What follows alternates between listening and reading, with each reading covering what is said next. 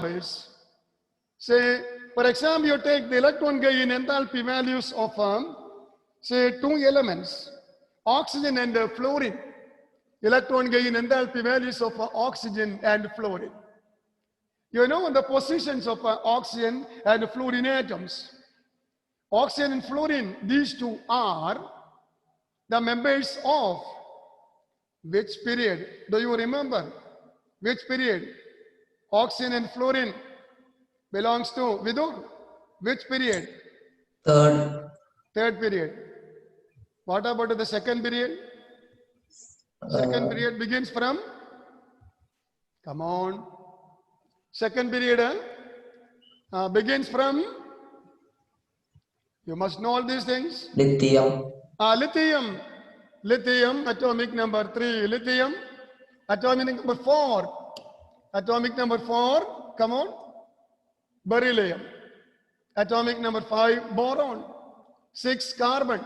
7, nitrogen. Okay. 8, come on, Vidur. Atomic number 8. Yeah, at least study some simple periods. The second and third periods you study. Similarly, 2 groups at least. Okay. So, after nitrogen, atomic number 8, Achut, which is the element. Atomic number 8, oxygen. Oxygen. Then atomic number 9, fluorine. And atomic number 10, neon. So, nitrogen, oxygen, fluorine, all these belong to which period, Vidur? Second. Third period or second period? Second period. It belongs to the second period. You study at least the second and third periods. There are only 8 elements. At least the second period as a model, you study the second period from left to right. Okay? Similarly, as a model, you study at least 2 groups. Group 1, alkali metals, and group 17, halogens. Group 1, alkali metals, lithium, sodium, potassium, rubidium, cesium, and francium. Group 17, halogens, fluorine, chlorine, bromine, iodine, and astatine. These are the elements of 17th group. You study at least these 2 groups and 2 periods at least. Okay. So these are the elements of the second period. Now you go to, say, across a period. You go across a period from left to right. From left to right. Say, from left to right, what periodic trend you can see? The change in the electron gain enthalpy. Electron gain enthalpy. I told you that. From left to right, the electron gain enthalpy. Electron gain enthalpy. From left to right, electron gain enthalpy value becomes more and more negative. It becomes more negative. It becomes more negative. The first electron gain enthalpy value becomes more negative value. Negative value. Say, if it is so, you compare the electron gain enthalpy values of oxygen and fluorine with the previous elements, lithium, beryllium, boron, carbon, nitrogen, etc. You can see that the values of oxygen and fluorine are lower values. They are less negative. As a general trend, from left to right, the electron gain enthalpy value must be more negative.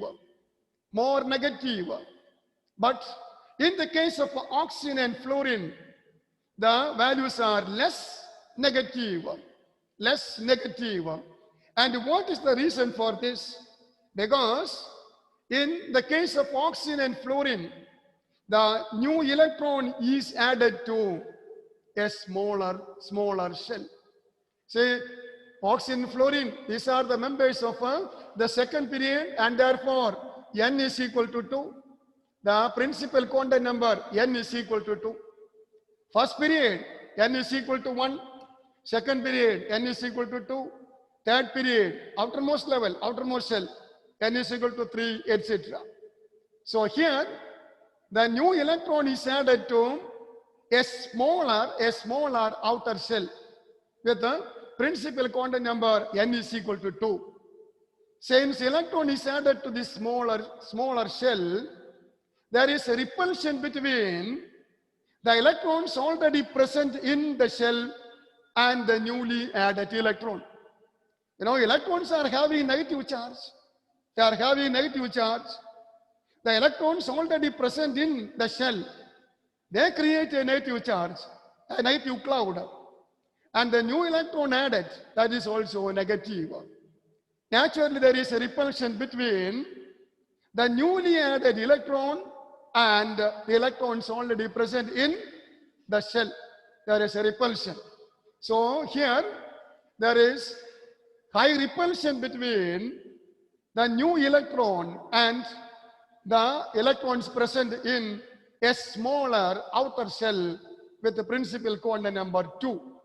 So, in the case of oxygen and fluorine, the new electron is added into a smaller shell with the principal quantum number c equal to 2.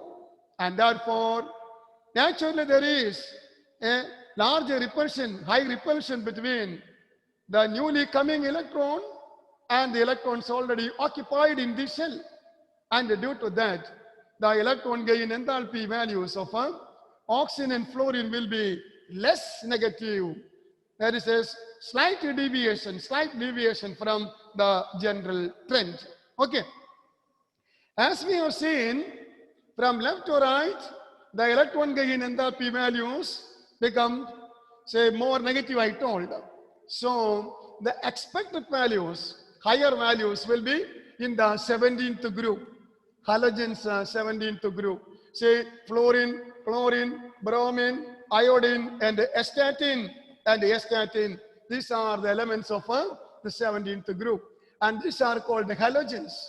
These are halogens. So halogens are expected to have the largest electron gain enthalpy values. They are at the right extreme. Okay. Now, come to the first group. That is group number 1, left extreme. And these are known as alkali metals, alkali metals, group 1. And they are lithium, sodium, potassium, rubidium, cesium, and francium. So these are the elements in group 1. In group 1, from top to bottom, the electron gain enthalpy value becomes less negative. Okay, that you have seen. So, in general, we can say that group 1, the alkali metals, group 1, alkali metals, they have the smallest negative electron gain enthalpy values, the smaller values, the smallest values for the group 1. They are larger in size, the largest in size in each period. But the highest value, the largest negative value, that is for group 17. Group 17 means the halogens. Their electron gain enthalpy values will be the largest negative values. Are the largest negative values will be for the group 17 elements or halogens, fluorine, chlorine, bromine, etc. Okay. So, in the case of oxygen and fluorine, there is a twist. There is a deviation from the general trend. These are having smaller negative electron gain enthalpy values. Smaller electron gain enthalpy values. That is due to the smaller size of the outermost shell and the repulsion between the new electron and the outermost shell. Okay. Now you compare the electron gain enthalpy values of fluorine and chlorine.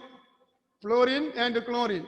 You know, from top to bottom, here I have mentioned, From top to bottom, the electron gain enthalpy value becomes less negative. Electron gain enthalpy becomes less negative, becomes less negative. Now you come to fluorine and chlorine. Fluorine and chlorine. See, fluorine is up or above chlorine, or chlorine is below fluorine. Chlorine is below fluorine. So as a general trend, the electron gain enthalpy of chlorine is expected to be less negative. See here, you can see from top to bottom, the electron gain enthalpy value becomes less negative. If it is so, you compare fluorine and chlorine. Bromine, iodine, there is no problem. They come to the same trend. From top to bottom, there is a less negative values. But in the case of fluorine and chlorine, we expect that chlorine is below fluorine, and therefore, as a general trend down the group, the electron gain enthalpy of chlorine is supposed to be less negative than fluorine. But here the case is reverse.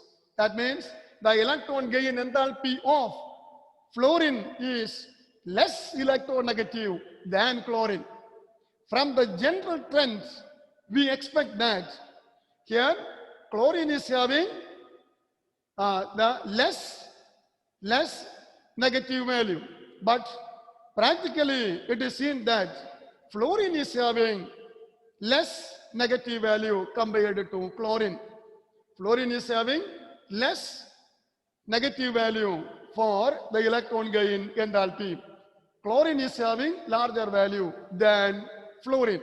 The reason is the same as before, because in the case of fluorine, the electron is added into a smaller shell with the principal quantum number n is equal to 2, and naturally there is strong repulsion between the new electron and the outermost shell. But the repulsion is less in the case of chlorine, because chlorine is larger than fluorine.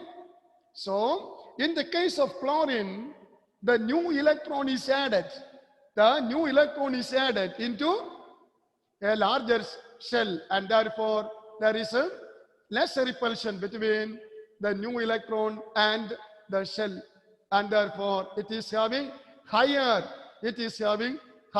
negative value compared to fluorine. Fluorine is having lower negative value, while chlorine is having larger negative value. Fluorine is having lower negative value because of the strong repulsion between the new electron and the smaller outer shell with the principal quantum number 2. That is the reason. So we can see such a fluctuation in a deviation in the electronegative values. Okay. Now let us go to another one, the noble gases. What about the noble gases? Say noble gases have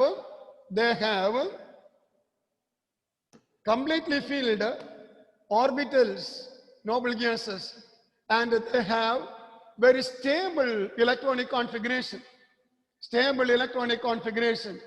So the addition of an extra electron is very difficult.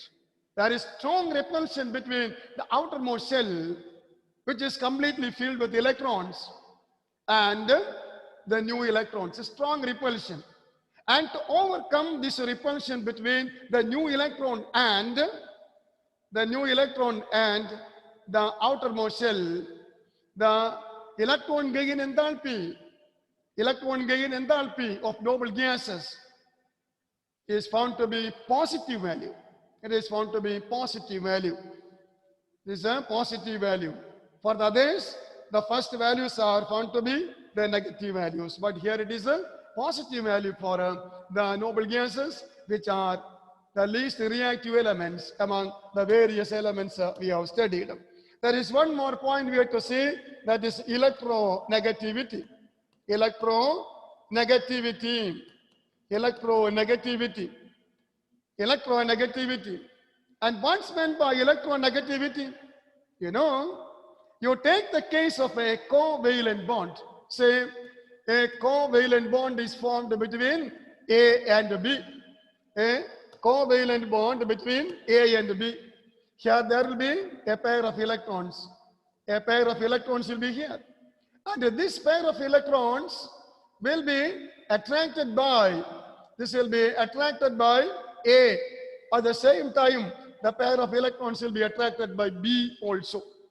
So both these atoms, A and B, the combining atoms A and B, are in a competition to attract the shared pair of electrons.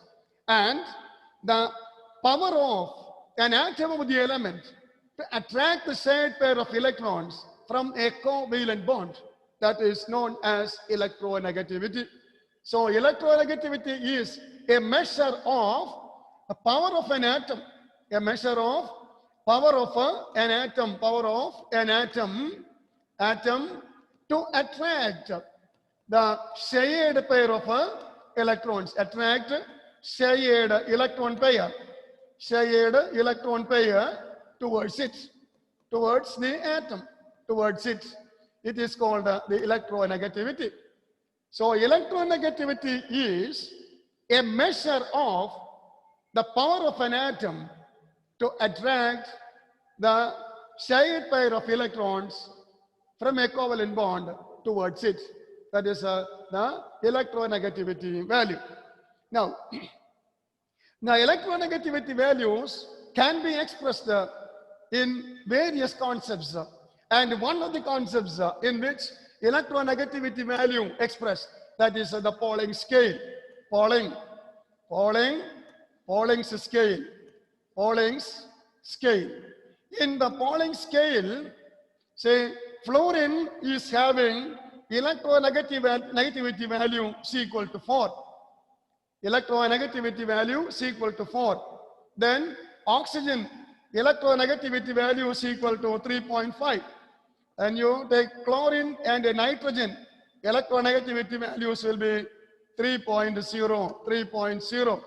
And from these values, we can say fluorine is the most electronegative element. That may be the question asked. Which is the most electronegative element? Say fluorine is the most electronegative element. It is fluorine. Fluorine has the highest tendency to attract the shared pair of electrons. That means fluorine is having the highest electronegativity value. On Pauling scale, electronegativity of fluorine is equal to 4, oxygen is equal to 3.5, chlorine and nitrogen is equal to 3. So the most electronegative element is fluorine, which is the most electronegative element. It is fluorine. Now think of the trend from left to right and from top to bottom. Left to right. Can see that from left to right, the electronegativity value increases in general. Electronegativity value increases from left to right. That is because atomic size decreases. Atomic size, the radius decreases. And therefore, the power to attract the shared pair of electrons increases. The attraction is by the nucleus.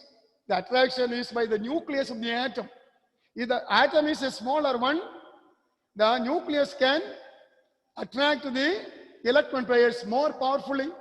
So, from left to right, atomic number increases, nuclear charge increases, and the power to attract the shared pair of electrons increases from left to right as a general trend. But from top to bottom, the electronegativity value decreases. Top to bottom, electronegativity value decreases. That is because down the group, atomic size increases, and therefore the power to attract electrons towards the nucleus, that it decreases. Larger atom has the lower tendency to attract the shared pair of electrons. So as a general trend, from left to right along a period, the electronegativity value increases. From top to bottom, the electronegativity values of elements decreases from top to bottom. So that's about the electronegativity values. You come to the points again.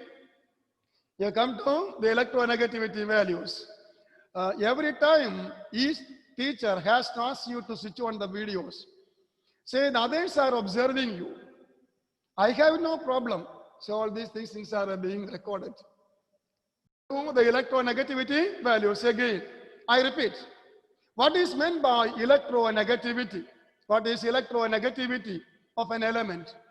Electronegativity is a measure of the power of an atom. The power of an atom of the element to attract electron pairs towards it. It is the power of an atom to attract the shared pair of electrons towards it. And that's called electronegativity.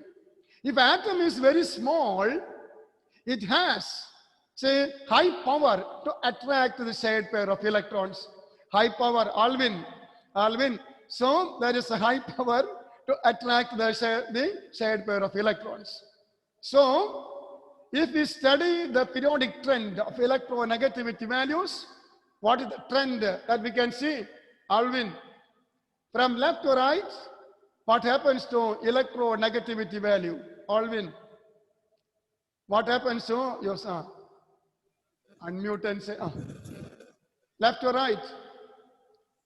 Electronegativity? Increases. You be bold enough to say the answer. Increases. Increases from left to right. Electronegativity increases. What the reason? Atomic size decreases. And the nuclear charge increases from left to right. Nuclear charge increases. Atomic size decreases. And therefore, the power to attract the shared pair of electrons increases from left to right. But from top to bottom, what is the trend? Krishna, from top to bottom, what is the trend? Decreases. Decreases because from top to bottom, the atomic size increases. Atomic size increases. And therefore, the power to attract the shared pair of electrons, that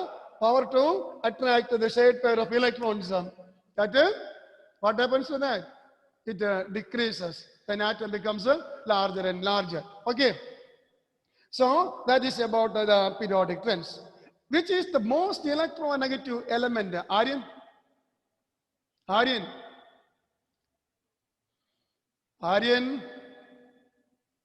You cannot hear.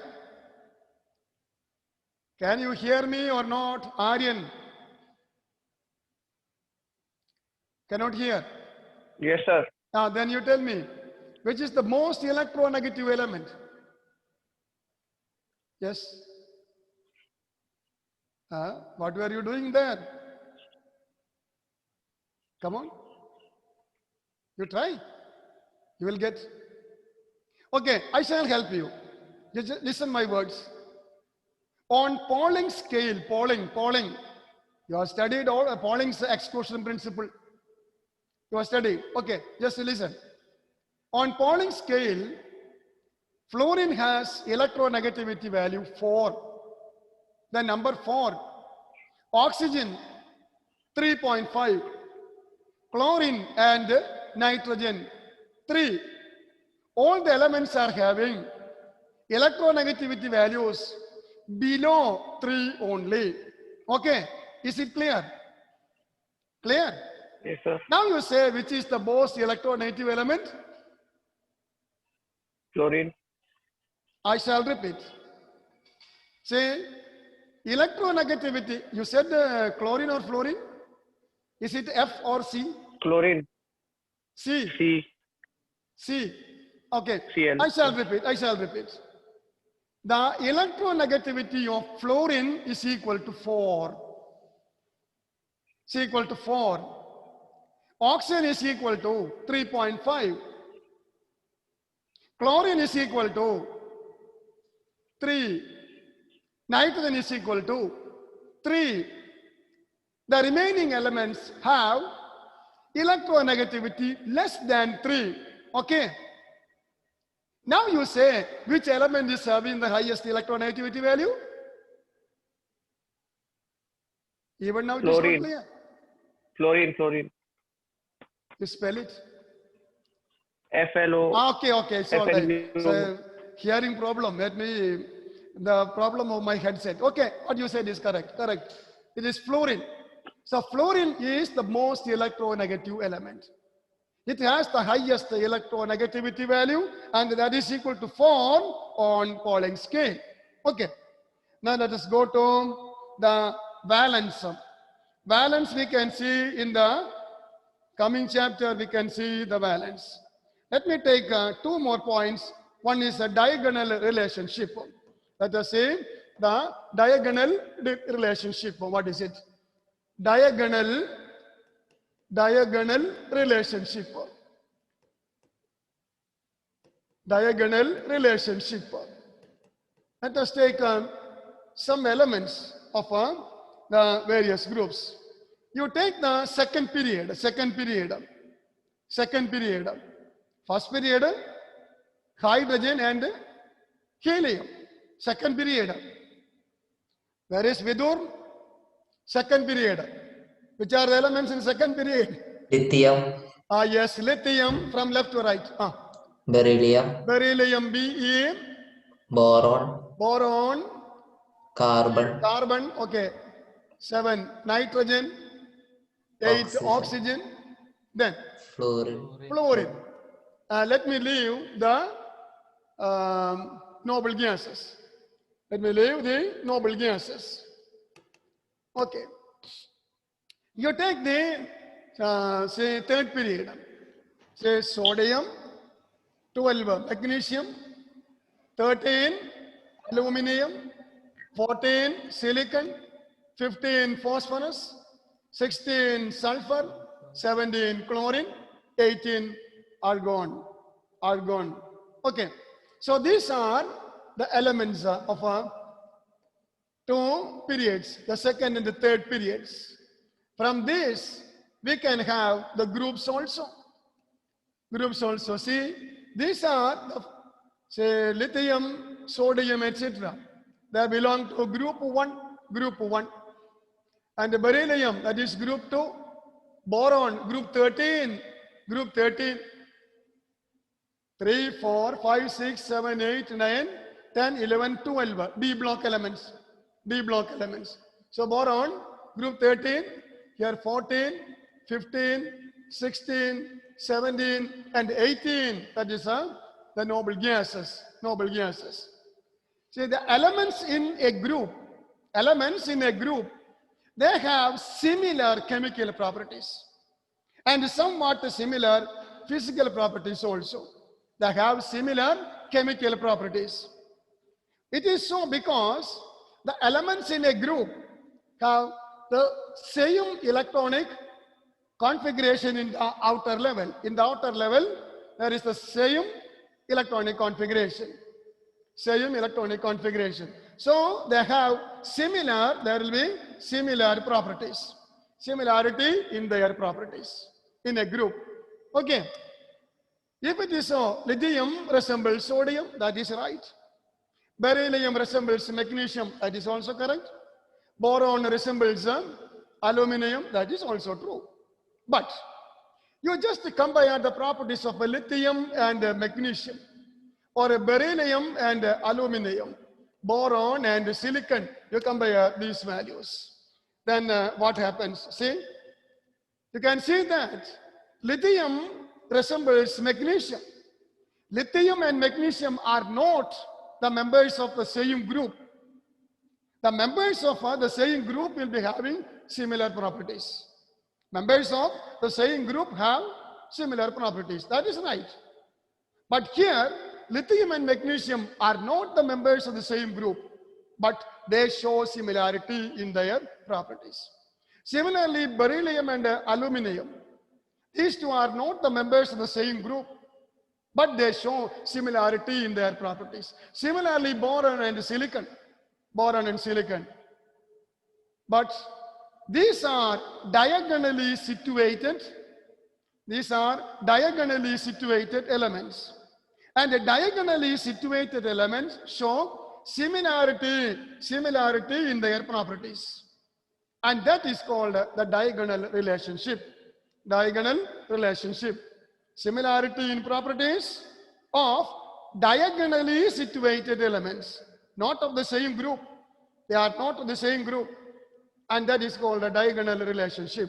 Lithium diagonally related to magnesium. Beryllium shows a similarity with aluminum. Boron shows a similarity with the silicon. That is because the atomic size will be almost the same, and they will have the same electronegativity values. So due to the similarity in the atomic size and similarity in the electronegativity values, diagonally situated elements show similarity in their properties. For example, lithium magnesium, beryllium aluminum, lithium silicon, etc. And it is called a diagonal relationship. We can see that in the periodic table, there will be a line, a border line separating the metals and non-metals. And that diagonal elements will be having properties similar to metals and non-metals. And such elements are called metalloids or semi-metals. For example, arsenic, antimony, etc. They have properties of metals and non-metals. And they will constitute a border line between the metals and the non-metals. And these elements are called metalloids. For example, as you have seen, example, say arsenic, antimony, etc. Let me stop.